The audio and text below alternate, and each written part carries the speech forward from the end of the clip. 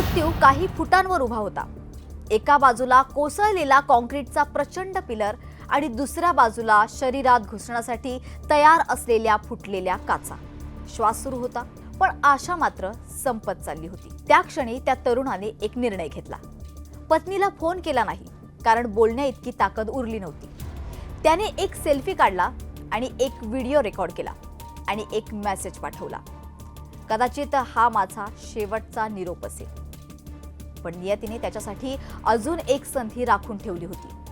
मोशी दुर्घटनेत मृत्यूच्या दाढेत अडकलेल्या विजय सपकाळची ही कहाणी आहे, जी ऐकताना प्रत्येकाच्या अंगावर काटा येतो। पिंपरी चिंचवडमधील मोशी परिसरात घडलेली ही दुर्घटना संपूर्ण महाराष्ट्राला हादरवून गेली। वेस्ट टू एनर्जी प्रकल्पातील 3 मजली प्रशासकीय इमारत काही क्षणांतच कोसळली आणि डोळ्यांचं पातळ लवायच्या आतच अनेक कर्मचारी ढिगाऱ्याखाली गाडले गेले। या भीषण दुर्घटनेत अनेकांनी आपले प्राण गमावले। बचाव कार्य संपल्यानंतर 8 जणांचे मृतदेह बाहेर काढण्यात आले। मात्र या काळ्या कुट्ट दुर्घटनेतून एक अशी कहाणी समोर आली आहे, जी मृत्यूवर मात करणाऱ्या जिद्दीची आणि आशेची आहे। त्या दिवशी विजय सपकाळ नेहमीप्रमाणे कामावर होता। अचानक प्रचंड आवाज झाला। क्षणात संपूर्ण इमारत हादरली आणि काही सेकंदातच सर्व काही कोसळलं। विजय ढिगाऱ्याखाली अडकला। त्याचा एक पाय कॉन्क्रीटच्या जड पिलर खाली दबला गेला। हलणं अशक्य आणि काही फुटलेल्या काचांचा सडा। जर पाय ओढला असता तर शरीर काचांवर आदळलं असतं आणि जर तसाच राहिला असता तर पिलरचं वजन जीव घेण्यासाठी पुरेसं होतं। प्रत्येक क्षण मृत्यू जवळ येत असल्याची जाणीव करून देत होता।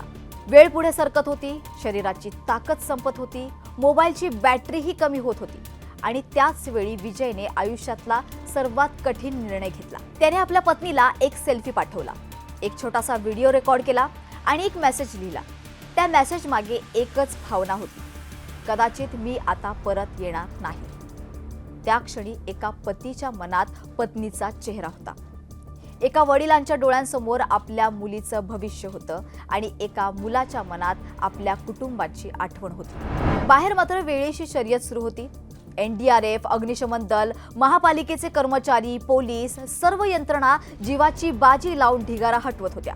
प्रत्येक आवाजावर कान, प्रत्येक हालचालीवर लक्ष, कारण त्या ढिगाऱ्याखाली अजूनही कोणाचा तरी श्वास सुरू होता। 1 तास, 2 तास, 5 तास, 8 तास आणि अखेर तब्बल 11 तासानंतर बचाव पथक विजयपर्यंत पोहोचलं। अत्यंत काळजीपूर्वक कॉन्क्रीट हटवण्यात आलं आणि मृत्यूशी झुंज देणाऱ्या विजयला जिवंत बाहेर काढण्यात आलं। त्या क्षणी उपस्थित प्रत्येकाच्या चेहऱ्यावर समाधान होतं, कारण त्या दिवशी फक्त एका व्यक्तीचा जीव वाचला नव्हता, तर एका कुटुंबाचा संसार वाचला होता। रुग्णालयात उपचार सुरू झाले। काही वेळानंतर विजय शुद्धीवर आला आणि डोळे उघडताच त्याच्या नजरेसमोर उभ्या होत्या त्याच्या पत्नी आणि त्याची चिमुकली मुली, ज्यांना काही तासांपूर्वीच त्याने अखेरचा निरोप पाठवला होता। तो क्षण शब्दांत सांगणं अशक्य आहे। दोघांच्या डोळ्यांतून अश्रू वाहत होते, पण हे अश्रू दुःखाचे नव्हते, तर मृत्यूच्या दाढेतून परत आलेल्या आयुष्याचे होते। मोशी दुर्घटनेने अनेक कुटुंब उद्ध्वस्त केली आहेत। अनेकांच्या घरातील दिवे कायमचे विझवलेत, पण विजय सपकाळची कहाणी हे देखील दाखवून देतं की शेवटच्या क्षणापर्यंत आशा सोडायची नसते, कारण कधी कधी एक सेल्फी हा अखेरचा निरोप ठरत नाही, तो नव्या आयुष्याची सुरुवात ठरू शकतो। मात्र या दुर्घटनेने अनेक गंभीर प्रश्नही उपस्थित केलेत। सुरक्षेच्या नियमांचं पालन झालं होतं का? या दुर्घटनेला नेमकं जबाबदार कोण आणि निष्पाप कर्मचाऱ्यांचे जीव जाण्याची जबाबदारी कोण घेणार? या प्रश्नांची उत्तरं मिळणं तितकंच महत्त्वाचं आहे, जेवढं महत्त्वाचं आहे अशा दुर्घटना पुन्हा कधीच घडू नयेत यासाठी कठोर पावलं उचलणं। तर तुम्हाला या व्हिडिओबद्दल नेमकं काय वाटतं? आम्हाला कमेंट बॉक्समध्ये सांगायला विसरू नका।